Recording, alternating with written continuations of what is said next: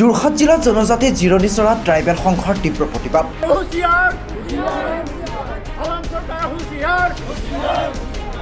Tirap tribal belt and ব্লকত অসংৰক্ষিত জনগোষ্ঠীৰ লোকক ভূমি অধিকাৰ প্ৰদান কৰিবলৈ লোৱাৰ বিৰোধিতাৰে এই প্ৰতিবাদ। অসম চৰকাৰ প্ৰকাশিত জাননীখন দাহ কৰি সাব্যস্ত কৰে প্ৰতিবাদী কাৰ্যসূচী।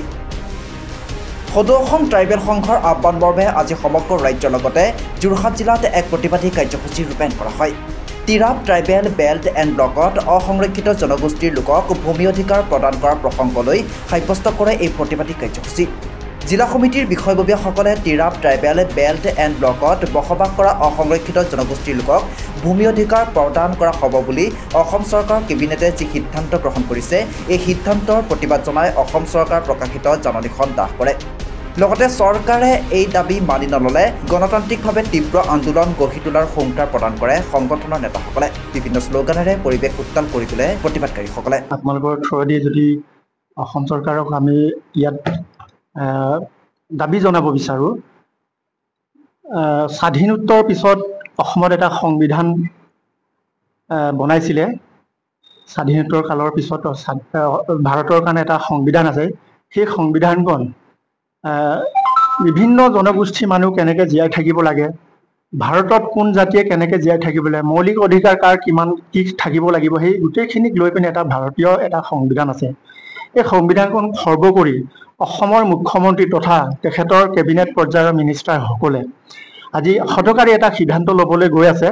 তাৰ ওপৰত আমি জনজাতি সমন্বয়ৰক্ষী সমিতি বা অসমত থকা জনজাতিসকলে ক্ষোভ প্ৰকাশ কৰিছোঁ। আজি আমি তিৰাপ বেল্ট এণ্ড ব্লকৰ কথাই আহি পৰিছে। তিৰাপ বেল্ট এণ্ড ব্লকটো এটা জনজাতি আৱেষ্টনী এৰিয়া। এই এৰিয়াত ভাৰতীয় সংবিধানৰ মতে জনবহুল আৰু বহুত এডভান্স আগবঢ়া জাতিয়ে তাত এটা আপোনাৰ যিটো সংৰক্ষিত এটা শ্ৰেণী হিচাপে অসম চৰকাৰে এটা সিদ্ধান্ত ল'ব বিচাৰিছে, সেইটো আমি পোনছাতে নাকচ কৰিব বিচাৰোঁ অসম চৰকাৰৰ যিটো সিদ্ধান্ত। গতিকে আমি আশা ৰাখিছোঁ অসম চৰকাৰে যিটো ভুল বুজাবুজিৰে জনজাতিসকলৰ লগত কোনো আলোচনা নকৰাকৈ যি সিদ্ধান্ত গ্ৰহণ কৰিব বিচাৰিছে, সেই সিদ্ধান্ত উঠাব লাগে। আমি ইয়াৰ পৰাই আমি অনুৰোধ জনাব বিচাৰোঁ বা দাবী জনাব বিচাৰোঁ অসম চৰকাৰক। গতিকে ভাৰতীয় সংবিধানখন খৰ্ব কৰি অসমৰ মুখ্যমন্ত্ৰী হ'ল কাৰণেই ভাৰতীয় সংবিধানখন খৰ্ব কৰি যি সিদ্ধান্ত তেখেতৰ মতে সেইটো হ'ব নিদিওঁ আমি অসমৰ জনজাতিসকলে। তিৰাপ এটা বেল্ট এণ্ড ব্লক, এই বেল্ট এণ্ড ব্লকত বিভিন্ন উচ্চ জাতি বা তেনেকৈ আগবঢ়া বহুত জনবহুল এটা জাতিক তাত এটা সংৰক্ষিত এটা শ্ৰেণী হিচাপে ঘোষণা কৰিব বিচাৰিছে। গতিকে আমি অসম চৰকাৰক ধিক্কাৰ দিছোঁ। ভাৰতীয় সংবিধানক খৰ্ব কৰি যিটো এটা হঠকাৰী সিদ্ধান্ত গ্ৰহণ কৰিব বিচাৰিছে, তাক আমি পোনছাতে নাকচ কৰিব অসম চৰকাৰক দাবী জনাইছোঁ। আজি যি আইন আজি অধিসূচনা অসম চৰকাৰে এটা অধিসূচনা জাৰি কৰিছে, বিভিন্ন চৰ্তৰ পৰা আমি শুনিবলৈ পাইছোঁ। আমি অসম চৰকাৰে যিটো অধিসূচনা জাৰি কৰিলে, এই অধিসূচনা ইতিমধ্যে অসমৰ বিভিন্ন মহললৈ প্ৰেৰণ কৰিছে। গতিকে যদি তেনেকুৱাই হৈছে, গতিকে অতি সোনকালে অসম চৰকাৰক উঠাই ল'বৰ বাবে আমি আপোনালোকৰ এই মাধ্যমৰ যোগেদি আমি দাবী উত্থাপন কৰিছোঁ। যদি আপোনালোকৰ এই দাবী তেতিয়া ডেফিনেটলি আমাৰ এতিয়াতো আমাৰ জঙ্গী আন্দোলন হ'ব অসমৰ জনজাতিসকলৰ বা ইয়াত আমাৰ যিটো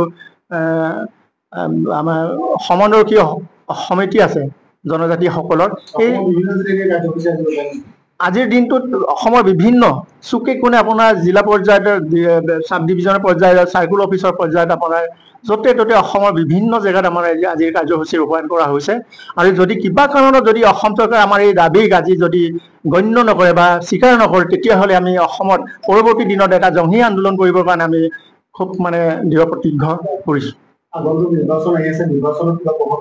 নিৰ্বাচনে নিশ্চিতভাৱে প্ৰভাৱ পৰিব। জনজাতি অঞ্চলত বিজেপি চৰকাৰখন যিটো হঠকাৰী সিদ্ধান্ত, সেই সিদ্ধান্ত যদি উঠাই নলয়, তেতিয়াহ'লে জনজাতি অঞ্চলত তেখেতসকলে ইলেকশ্যনৰ হয়তো বৰ্জন কৰাৰো এটা সিদ্ধান্ত গ্ৰহণ কৰিব পাৰে। আপোনালোক সকলোৱে জানে 1886 যিটো লেণ্ড এণ্ড ৰেভিনিউ ৰুলছ আইন, সেই আইনৰ আধাৰত অসম ভাৰত চৰকাৰে অসমৰ খিলঞ্জীয়া জনজাতিসকলক ভূমিৰ অধিকাৰটো সুৰক্ষিত কৰি ৰাখিবৰ কাৰণে ট্ৰাইবেল বেল্ট এণ্ড ব্লক ইতিমধ্যে সৃষ্টি কৰিছে আৰু পৰৱৰ্তী সময়ত স্বাধীনতা কালৰ পিছত এইটো যিটো আইন তেতিয়াই ব্ৰিটিছৰ দিনত বনোৱা হৈছিলে সেই আইনটো ৰেগুলাৰাইজ কৰা হৈছে আৰু এইটো হ'ল কি জনজাতি অসমৰ খিলঞ্জীয়া জনজাতিসকলৰ যিটো ভূমি অধিকাৰ এই ভূমি অধিকাৰটো সুৰক্ষিত কৰি ৰাখিবৰ কাৰণে এই বেল্ট এণ্ড ব্লকবিলাকৰ ভিতৰত অকল জনজাতিসকলৰ যে মাটিৰ পট্টা পট্টনৰ যিটো অধিকাৰ এইটো ভাৰতীয় সংবিধানৰ আইনৰ আধাৰত গণ্ডিত ৰখা আছে এতিয়া শেহতীয়াকৈ আপোনালোক সকলোৱে জানে 18 তাৰিখে কেবিনেট ডিচিশ্যনৰ যোগেদি অসম চৰকাৰে তিৰাপ ট্ৰাইবেল বেল্ট এণ্ড ব্লকৰ ভিতৰত থকা যিসকল অজনজাতি নেপালী আহোম কোচ তেনেকুৱা ধৰণৰ যিবিলাক মানুহ অজনজাতি যিবিলাক জনগোষ্ঠী আছে তেওঁলোকক এই ভূমি অধিকাৰটো জোৰ জবত জাপি দিব বিচাৰিছে আৰু তেওঁলোকক তাত যি protected Tirap tribal belt and ব্লকৰ ভিতৰত প্ৰটেক্টেড ক্লাছেছ হিচাপে তেওঁলোকক ঘোষণা কৰি তেওঁলোকক তাত ভূমিৰ অধিকাৰটো দিব ওলাইছে যিটো নেকি আইনৰ গণ্ডিত ভাৰতীয় সংবিধানক উলংঘা কৰা হৈছে যিহেতু ট্ৰাইবেল বেল্ট এণ্ড ব্লকৰ ভিতৰত সম্পূৰ্ণ মাটিৰ অধিকাৰটো মাত্ৰ জনজাতিসকলেহে পোৱা যায় এইটো সংবিধানে কৈছে আৰু অকল তিৰাপতে নহয় তিৰাপত ইতিমধ্যে আৰম্ভ হৈছে অসমত থকা বিভিন্ন ট্ৰাইবেল বেল্ট এণ্ড ব্লকবিলাকৰ ইতিমধ্যে এই আগ্ৰাসনটো অসম চৰকাৰৰ যোগেদি কৰিবলৈ গৈ আছে আমি দাবী জনাইছোঁ অসম চৰকাৰৰ যিটো সিদ্ধান্ত অবিবেচক যিটো সিদ্ধান্ত এই সিদ্ধান্ত তৎকালীনভাৱে বাতিল কৰিব লাগে আৰু তাত যিসকল আইনৰ গণ্ডিত থকা যিসকল বা অধিকাৰ জনজাতিসকলৰ যিটো অধিকাৰ এই অধিকাৰটো বাহাল থাকিব লাগে জনজাতিসকলৰ বেল্ট এণ্ড ব্লকৰ ভিতৰত কোনো অজনজাতি লোকক বা জাতি জনগোষ্ঠীক যাতে মাটিৰ পট্টনৰ অধিকাৰ বা পট্টাৰ অধিকাৰটো দিয়া নহয় তাৰ কাৰণে অসম চৰকাৰক আজি আমি সতৰ্ক কৰি দিছোঁ পৰৱৰ্তী দিনত অসম চৰকাৰে এই সিদ্ধান্ত যদি বাতিল নকৰে তেতিয়া ট্ৰাইবেল লীগ বা অসমত থকা জনজাতিসকলে জংগী আন্দোলন কৰিব লগা বাধ্য হ'ব তাৰ কাৰণে অসম চৰকাৰে জগৰীয়া হ'ব news text report time of Assam আপুনি ঘৰখনত জাপানী চৌকাত দৰ্জা খিৰিকী গ্ৰিল গেট আদি লগাব বিচাৰে নেকি যিবোৰ দীৰ্ঘদিন অটুট থাকিব তেন্তে পলম নকৰিব আমাৰ বিপণীলৈ আহক যোৰহাটৰ একমাত্ৰ আমাৰ বিপণীত এনে উন্নত সামগ্ৰী উপলব্ধ এই মেচিনটোৱে বেণ্ড কৰা হয় দৰ্জা চৌকাত আৰু উইণ্ডো বনোৱা হয় বাকি আমাৰ গেনব্লাইজত হয় আমাৰ ঠিকনা শ্ৰীৰাম এলুমিনিয়াম চেণ্টাৰ ডিচিবি তিনিআলি তৰাজান যোৰহাট 785006 যোগাযোগৰ নম্বৰ 8638967754 অথবা 9401552548 পাল্লা বনোৱা আছে গেলভেনাইজৰ হয় এইটো প্ৰেছ ষ্টিল বুলি কয় গেলভেনাইজৰ উইণ্ডো হয় ইয়াত ষ্টিলৰ এইবিলাক গ্ৰিল দিয়া আছে এক্সট্ৰাকে গ্ৰিল প্ৰয়োজন নাই গ্ৰিল সব লাগি গৈছে আৰু ইফালে মস্কিটো নেটো দিব পাৰে এইটো মস্কিটো নেট এফালে বেক সাইডে মস্কিটো নেটৰ পাল্লা আছে পকাত নি পিনে ঘৰটো আৰম্ভ কৰোঁতে লৈ যাবলগীয়া হয় তেতিয়া পকাত দি দিলে মানে ইয়াত ঢেলাই সোমাই যাব মছলা সোমাই যাব বালি মছলাটো ভৰাই দিলে মানে মজবুত হৈ যাব ইয়াৰ সময়ৰ খবৰ সময়ত পাবলৈ ফলো কৰক টাইম অফ আছাম